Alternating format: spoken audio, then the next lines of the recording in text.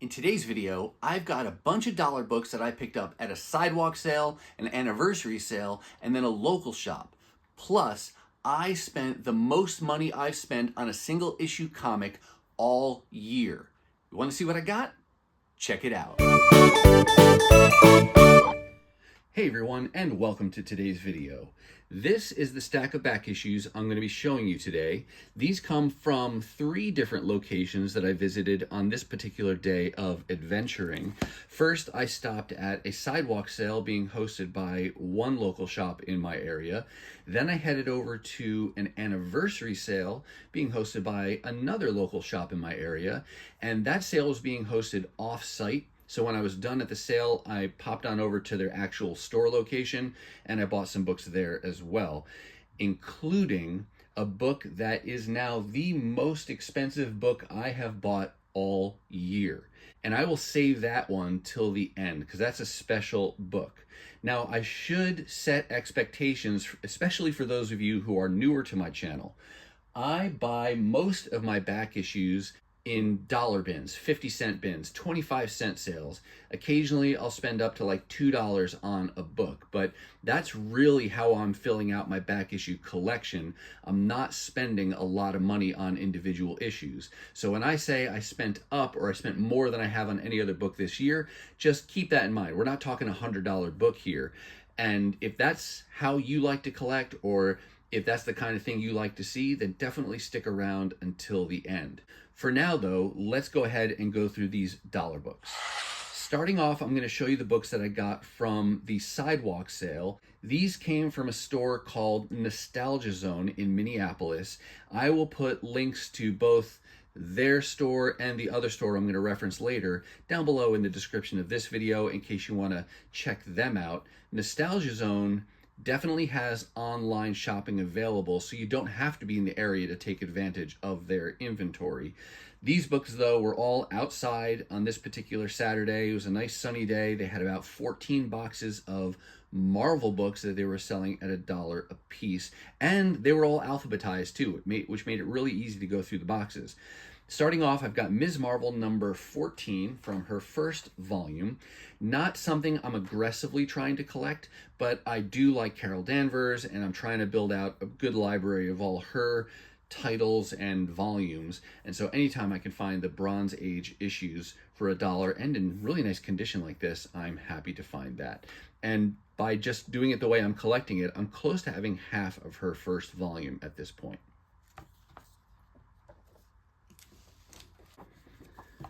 Next up, got some Sensational She-Hulk, her first volume by this title. This ran for 50 or 60 issues, and it was started off by John Byrne, doing both the writing and the penciling. I didn't get into this when it first came out, even though I was actively collecting at the time, but I did get lucky several years ago and found the first 5 issues of this volume for 25 cents a piece, interestingly, at Nostalgia Zone.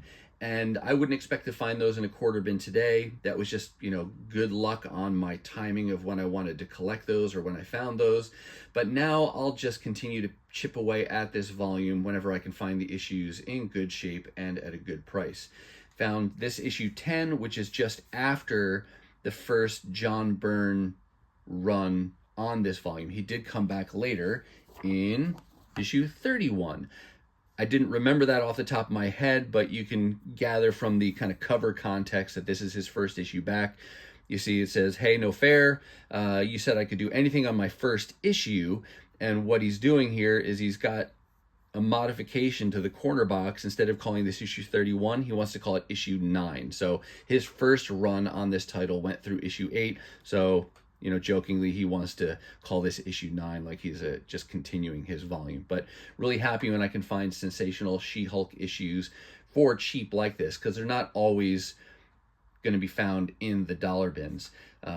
Like I normally do also, I'll tell you that I'm showing you the books as I found them in the wild. So if they're bagless and boardless, that's how they were in the boxes. So extra pleased that these are in such good condition since they weren't even bagged, and that gets it really subject to tears and things here up on the top, especially as people are rifling through those boxes. But 2 more issues of Sensational She-Hulk. Jumping forward a little bit, I found one issue from her first volume of this title called She-Hulk. She's had a variety of titles. She started out with Savage She-Hulk, then Sensational She-Hulk, then this was her first volume just called She-Hulk, being written by Dan Slott. I've mentioned this before. I have this in omnibus format, but I like to pick up the single issues when I can find them cheap.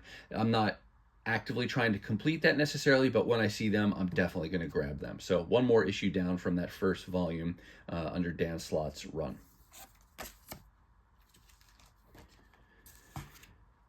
Working on just about anything I can get my hands on Fantastic Four. First started with the John Byrne run, and now I'm collecting all the current stuff and all the other volumes that they've had. But I'm also continuing to work on my Volume 1 collection. Finding issue 229 gets me to the point where I think I only need one more issue to have a continuous run from issue 200 to 300. Got a bunch of other issues on either side of that, but that's going to be one of my first big blocks to complete. The other thing I'll point out is this sticker here. This sticker right now is on the bag. When I bought it, though, it was on the book, and I didn't even see it until getting ready to film this video. It must have been that the orange and the red kind of blended in together, so I didn't notice it. But I kept it here as I wanted to show you that this was an example of a sticker that was very easy to remove. I didn't have to use any tools or materials or chemicals or anything like that to get it off. As old as that sticker may be, the glue on the back was very forgiving, and just I was able to peel it off by hand. So really thankful for that I was able to remove it so easily, because I didn't see that sticker when I first grabbed the book. So just thought I'd point that out. But issue 229, and just for context, this is just before the kind of official start of John Byrne's run on this title. 232 is where his kind of historic run really kicks off, where he's doing both the writing and the penciling. He had done some work on the title a little bit earlier, but 232 is really where he takes the full reins on writing and drawing. Fast forwarding, I did also pick up issue 291. This actually represents an upgrade copy for me, because my first copy of this also had a sticker on it, and I was not nearly as successful in removing it. So this was one of the issues I had in mind to upgrade when I could find one that had no sticker on it. So really happy that I could get that upgrade copy for just $1.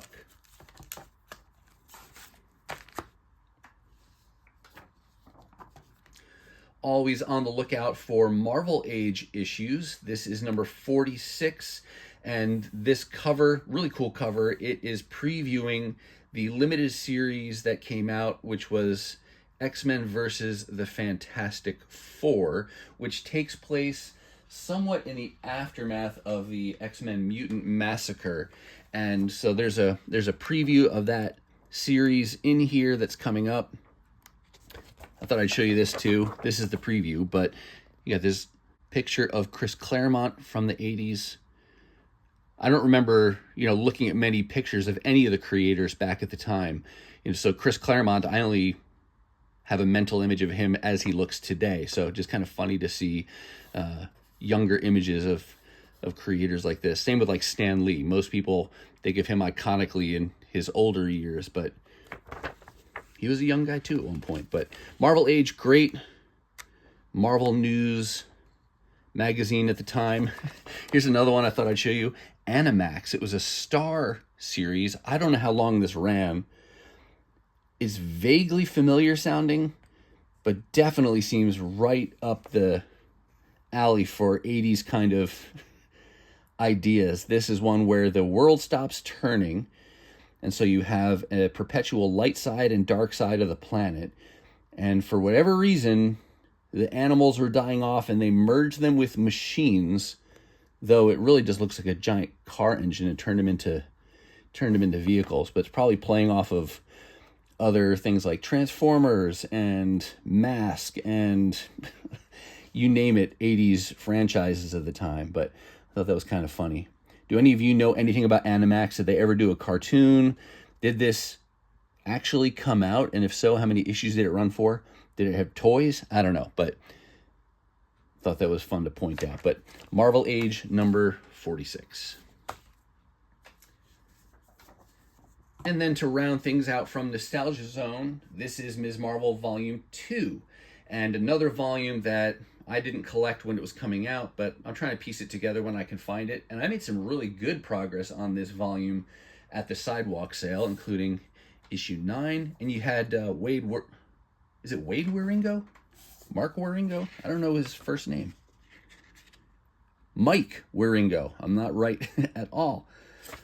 But he's doing the pencils on some of these issues. There's 10, 11, 21, 23, a cool Secret Invasion cover with a scroll there on issue 25, and then issue 35. So 7 issues of that volume I was able to find at this sidewalk sale, and I think now I'm a little bit more than halfway through completing this volume. This is another one that I don't see very often, and there's no big keys or anything like that. I just don't see these issues in the wild very often, so always happy when I can make progress on that volume.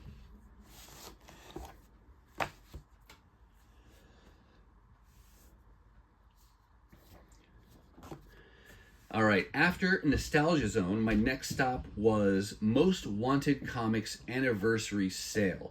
They held this off-site and had a bunch of comics. Most of them at the sale, though, were $2 comics, and they had just a handful of boxes of dollar comics. Now, $2 is within the wheelhouse of money I would spend on back issues, like I said before, but I knew I was also going to go to the store, which had more dollar boxes, so I tried to just limit myself at the sale to the dollar boxes. I peeked in the $2 boxes a little bit here and there for, you know, some more specific issues or runs that I was working on, but in the end, I only came home with 5 books that came out of their dollar boxes. Starting here with issue number 425 from Batman Volume 1. This is actually the last issue before my run starts, or one issue prior to where my Batman collection really kicks off with issue 426. And I just love the Batman art from this era, and this is in really nice shape. But again, bagless, but it's a cool cover, so I figured I would go ahead and pick that up. What I can show you in this issue is that this is really leading into a very famous Batman story, which started in issue 426. Doesn't call it Death in the Family on this ad, but that is the Death in the Family story where we get the death of Jason Todd. So not revealed here in this silhouette image, but that's the setup for what's coming next. And my first issue of Batman, I want to say, was actually 429. So the issue after Jason Todd had been killed. It's got Joker on the cover, and I've since been able to piece together the other parts of that Death in the Family run. But I figured, you know what, issue 425 is kind of, it expands my collection down one issue for a continuous run, and I'll continue to try to build that out as I can. Interesting side note, I have seen solicited, and I've been seeing more and more people talk online about this, but the new line of collected editions from DC called DC's Finest, and the first Batman related volumes that they're going to do start with that post-crisis era Batman, which gets into a lot of the artists that I like with Aparo and Brayfogle, and just curious, are any of you going to be collecting those? I'm not really aggressively trying to piece together this era of Batman, but I'll pick them up when I find them. But I am seriously considering getting those DC's Finest for those issues that are collected from the eras that I'm most interested in. But let us know down in the comments if any of you are thinking about those, definitely going to get those. But yeah, just love to hear your thoughts on that. Though I only found 5 issues in their dollar boxes, I was very happy with the issues that I found, and this is a good example of it. This is Ghost Rider and Ballistic from this crossover Devil's Reign series that ran for like 8 issues. I don't remember when or why I started collecting it. It's probably the art, I'm sure, is why I started collecting it. But I don't remember when I got my first issue of this. It wasn't when it was new. But since I started, I've wanted to get all of the issues from this. And this chapter 3 issue with Ghost Rider is the last issue that I needed to complete the entire series. So really excited for that. I think now if I want to be a complete completionist, I only need one more variant cover of one of the issues to have the full set. But that's always exciting when you can complete a series you've been working on for a while, and to do it for just $1. This was a fun surprise find for me. Another issue that came out when I was actively collecting comics. I even collected the first few issues of Spawn when it came out, and was collecting Batman titles at the time. This was probably around when, what's his name? Kelly was doing the art run, or maybe just after or just before, but, you know, that early to mid 90s kind of timeline. But I never picked this up new when it came out. And this, another example, bagless in the box there, but it's in really nice condition, not beat up at all. It is the first print. I don't know if they did multiple printings of this, but it's the original. It still looks relatively unread because the binding isn't even, the spine isn't even cracked at all. But you got Frank Miller writing, Todd McFarlane art on two very iconic characters for him. And yeah, I don't know why I never got this, but very happy now, after all these years, was it 30 plus years later, to obtain a copy for just $1. Sorry for the glare there. It's hard to look both at the book and the camera to see what you're seeing, but doing my best there. Ooh, that looks like it hurts. Keeping with the Spawn theme, they also had Medieval Spawn and Witchblade #1. This was like a 3-part limited series. I just grabbed it because it's a cover by, art by, but just a cool crossover team-up title. And you've got Brandon Peterson doing pencils on this. See his name a lot from comics of this time. I wanted to show you there's a Jim Lee. Oh, actually, not. It's not this one. This is Mark Silvestri. I'm thinking of another issue I'm going to show you in a little bit here. But that's a pretty cool poster pin-up there, Mark Silvestri. But yeah, just a fun 90s grab from two of the iconic characters of the time. And then one more. Is this the last one from the anniversary sale? This is the current volume, or the recently concluded volume, of Sensational She-Hulk. I guess that would make this Sensational She-Hulk Volume 2. This only went for 10 issues. I got the first couple new, but then I figured I'll just piece together the rest of it in the back issues, and I think this was the last issue I needed to complete that 10-issue run. So happy to get that, and I'll continue to work on She-Hulk collection and all her various volumes and runs. After the sale, I told you I went over to the store to see the dollar bins that they have there, and that's where these next few books came from. So $1 a piece still, that's the kind of the theme here. And you can see right away that they have really good books in their dollar boxes, including this copy of Spawn #9, first appearance of Angela, again, bagless, boardless, but in really nice condition, and great Todd McFarlane art. I only collected the first 3 issues of Spawn when they came out, and now with this I have close to the first 10 issues, not trying to get anything more necessarily, but this was a key that I wanted to add to my collection because I followed her more closely since she's become part of the Marvel Universe and is Thor's sister. So nice to have some of her original appearances for a character that I like in the Marvel Universe. But this is the issue that has the Jim Lee art that I was going to show you. Again, here, nice classic Todd McFarlane art in this issue, but if we get to the center, you can see Angela poster by Jim Lee, and it's a black and white. If I can show this to you without being too glary here. But always like it in these image books. A lot of the image books at the time Whether you like the story or not that's being told in the book, a lot of the titles and issues included various pinups by other, famous artists at the time at Image. So really cool for both of those reasons to get that key appearance, first appearance of Angela, and the cool Jim Lee poster inside.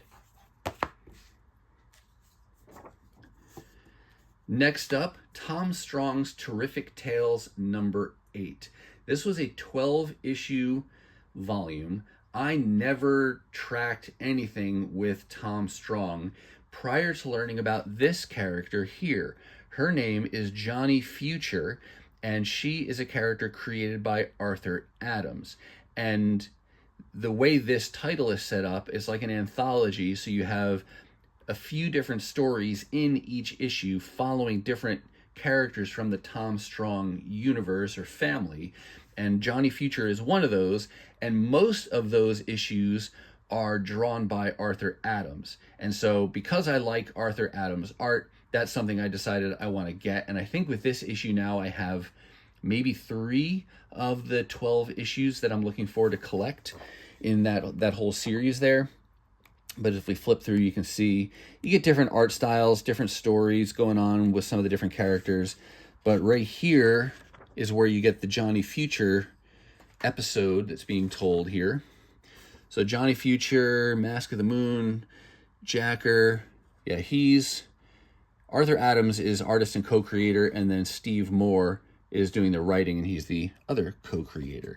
But Arthur Adams' art, like to get just about anything he's done, but it's fun to pick those up. And this is kind of off the beaten path. It's not one of the main things people think of when they think of Arthur Adams, so it's just a fun thing to be hunting for. And like I said, I've got about 3 of the 12 issues now, so happy to have found that. And then one of the things I like about Most Wanted is that they will have very recent back issues in their dollar boxes. I'm guessing it's like overstock of things they didn't sell when they first came out, so they moved into the dollar boxes. And that's how I do collect several current titles. I've got the core things that I'm committed to getting new every month, but then there's a lot more that I'd like to read, and it just gets too expensive. So I, roll the dice and wait and see if I can find some of those other titles in the dollar bins.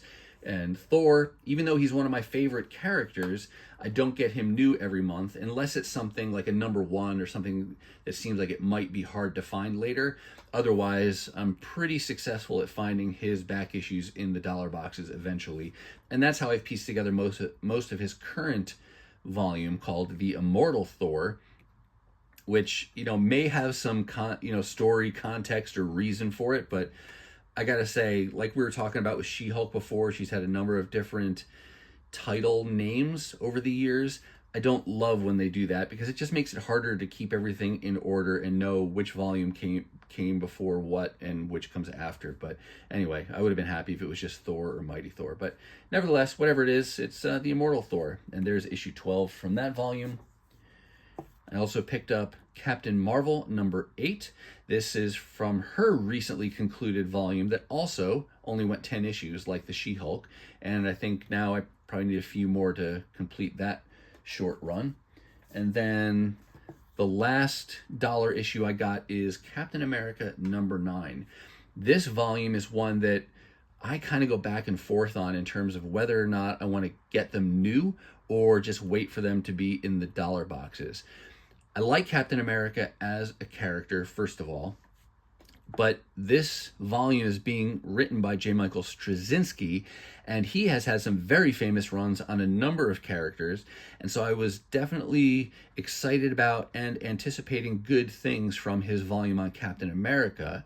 So I've been getting some of the issues new or pre-ordering them like I do, but at the same time, I've also seen just about every issue, including number 1 and variants, in the dollar boxes.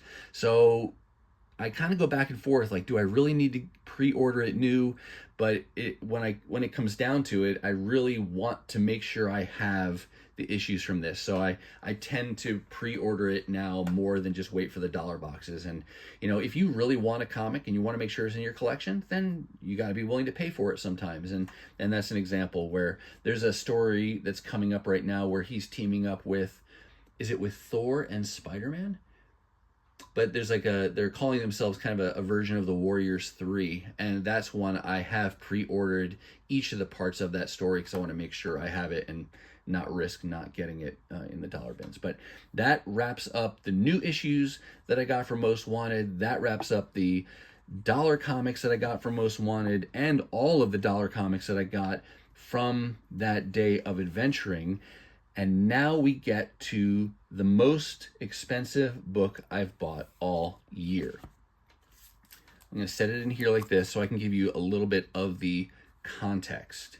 I said at the beginning that most of the books I buy for my back issue collection come from dollar boxes or cheaper, you know, and sometimes $2 boxes.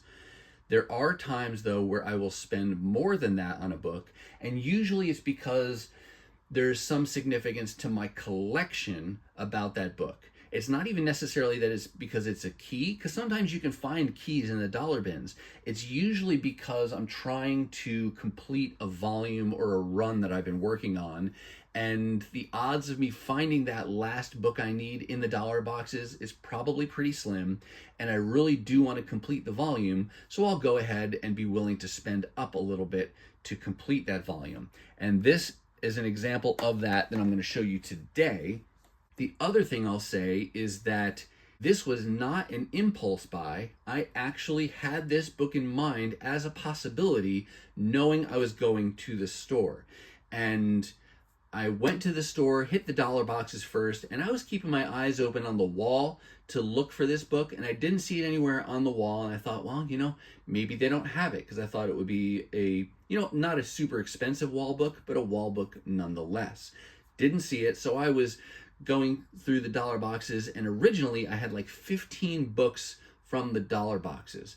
Then I went just to their normal boxes of back issues to see if maybe it was just with the regular back issues, and I found 3 copies of this book. And it was at that point that I started to weigh the decision about buying this book versus buying, say, some or all of the $15 books that I was about to buy. But let me go ahead and not keep you in suspense any longer and flip this book around, and then I'll tell you a little bit more. The book I bought is ROM number 1. I've said in recent videos that this was a title I wasn't even collecting up until like a year and a half ago, and I've gotten really lucky at a variety of sales and shows to piece together 74 of the 75 issues of ROM for $1 or less. And the last issue I needed was issue number 1. Now, I know this comes in a facsimile. I could get the facsimile copy for even cheaper than I paid for this, but it was one that, you know, it's not that expensive of a book, and so I was willing to spend up a little bit more to get an actual first print original single issue of ROM number 1. And when I went through their back issues at the store, they actually had 3 copies of this book. They had one that was priced at $30, a second one priced at $20, and then this one priced at $10. Now, $30 was pretty much ruled out. I could have spent that much. I think ultimately I'd be willing to spend up to about that much for it, but knowing that they had a $20 copy and a $10 copy really got me into the close comparisons of the condition to see what I wanted to pay on that particular day. And so I pretty quickly ruled out the $30 copy. And then when I compared the $20 copy to the $10, I mean, you're talking double the price. And the condition on the $20 copy was pretty good. And the $10 though, you can see, I'll show you where the damage is. It's got a spine tick here that you can see. And then up top, if you can see it, there's kind of a couple little tears in the top of the cover, which does to some extent, of course, affect the visual appeal, but minimally, right? We're getting into the details here. But I thought that those bits of condition were to get rid of those and go with the next better, copy was not worth doubling the price. So in the end, I settled on this. And I told you before that I originally had like $15 books in my hand. Well, when I found this, I really started to scrutinize the books that I had. Because to be honest, sometimes I'm buying dollar books and I'm buying them not because I want them so terribly badly. It's because they're there. I like buying comic books and they're just $1. And so I looked a little bit harder at the 15 books that I had and wound up putting 10 of them back. So really the equivalent of putting this issue back. And I know many of you think like this, that you'll buy quality over quantity.